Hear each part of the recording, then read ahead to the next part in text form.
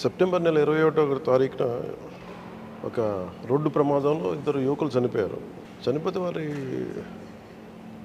తల్లిదండ్రులు బాధ నాకు ఈ మధ్యనే నా దృష్టికి వచ్చింది. ప్రమాదంలో చనిపోయిన యువకులు పోలిశెట్టి రేవంత్ శ్రీ మురహరి అని 19 ఏళ్ల యువకుడు, అలాగే నాదెండ్ల నిరంజన్ అని చెప్పి 19 ఏళ్ల యువకుడు.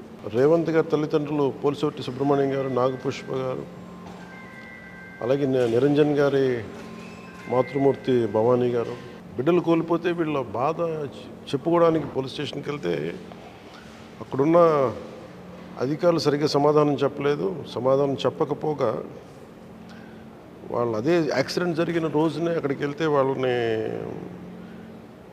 మాట్లాడిన తీరు బాగా మనస్తాపం కలిగించిందని నా దృష్టికి వచ్చింది. సో దీన్ని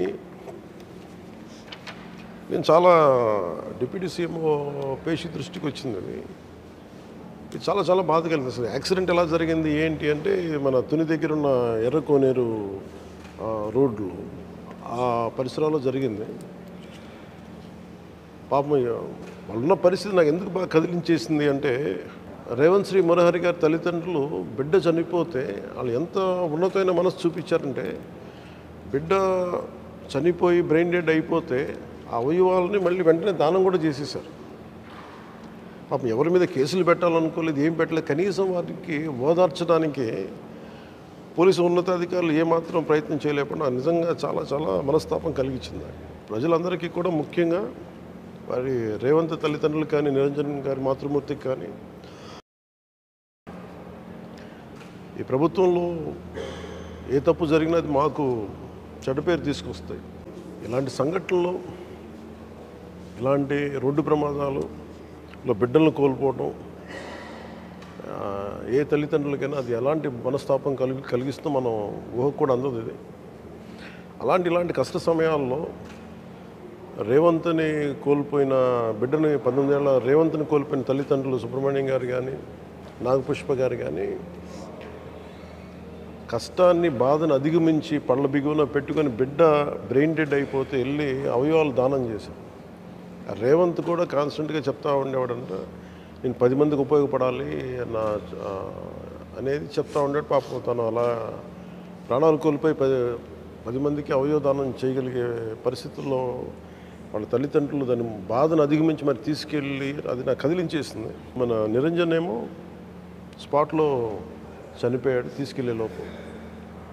దీనికి కారకులైన ఆ కారు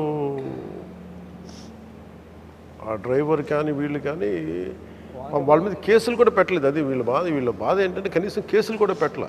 కానీ నేను ఈ సందర్భంగా ముఖ్యంగా ఇలాంటి సంఘటనలు జరిగినప్పుడు పొరపాటు మీది కాకపోయినా, మీది అయినా కానీ మీ బాధ్యత ఏంటంటే, ఇన్సిడెంట్ జరిగితే కనీసం ప్రాణాలు కాపాడాలి అన్న బాధ్యత లోపల వాళ్ళకి కావాలి. ఎవరైతే కారులో ఉన్నారో మీరు చెప్తాం, ఆయన డాక్టర్ అని చెప్తా ఉన్నారు.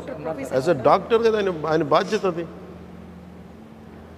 ఫండమెంటల్ రెస్పాన్సిబిలిటీ, మీరు being a doctor you should have gone and safe guarded them. అలా కాకుండా మేము కోర్టులో చూసుకుంటాం, ఇవన్నీ చాలా బాధ కలిగిస్తాయి కదా. అయితే నాకు చాలా బాధ కలిగించి, ఇది బిడ్డల్ని తీసుకురాలేము, చాలా చాలా బాధ కలిగించింది. నేను ఈ సందర్భంగా రేవంత్ గారి తల్లిదండ్రులకి, నిరంజన్ గారి మాతృమూర్తి కూడా మనస్ఫూర్తిగా ఆంధ్రప్రదేశ్ ప్రభుత్వం తరఫున మా పోలీసు అధికారులు సరిగ్గా మిమ్మల్ని ట్రీట్ చేయలేకపోయినందుకు నేను మనస్ఫూర్తిగా మీకు క్షమాపణలు తెలియజేస్తాను. మనస్ఫూర్తిగా నిజంగా చాలా బాధ కలిగింది, చాలా బాధ కలిగింది. మీ బాధని నేను మీకు నా బాధను ఎలా వ్యక్తపరచాలో తెలియక నేను మీకు ఈ కష్ట సమయంలో నేను మీకు అండగా ఉన్నాను చెప్పడానికి నేను మీకు ఇక్కడికి వచ్చాను. అలాగే పోలీసు ఉన్నతాధికారులకు కూడా ఏదైనా యాక్సిడెంట్ జరిగితే మీరు ఒక అవేర్నెస్ ప్రోగ్రామ్ క్రియేట్ చేయండి. ఏదైనా యాక్సిడెంట్లు జరిగితే పేషెంట్స్ని వాళ్ళే తీసుకురమ్మని చెప్పండి. తీసుకొస్తే దాన్ని మీరు ఎలా హ్యాండిల్ చేయాలి ఏంటి అనేది మీరు ముఖ్యంగా మీ పొరపాటుల్లో కావచ్చు, మీ వల్ల కాకపోవచ్చు, అయ్యుండొచ్చు, కాకుండకపోవచ్చు, కానీ మీ పరిధిలో యాక్సిడెంట్ జరిగితే కనీసం మీరు మానవతా దృష్టితోటి, మానవతా దృక్పథంతో వాళ్ళు కనీసం హాస్పిటల్కి తీసుకెళ్లాల్సిన బాధ్యత మనందరి మీద ఉంది. దయచేసి దీన్ని భయంగా తీసుకోకండి. నేను కూడా చాలాసార్లు యాక్సిడెంట్ జరిగినప్పుడు నా కళ్ళ ముందు చాలామంది రోడ్ల మీద జరుగుతున్న నేనే స్వయంగా వెళ్ళిపోయి లేపి తీసుకెళ్ళిన సందర్భాలు ఉన్నాయి.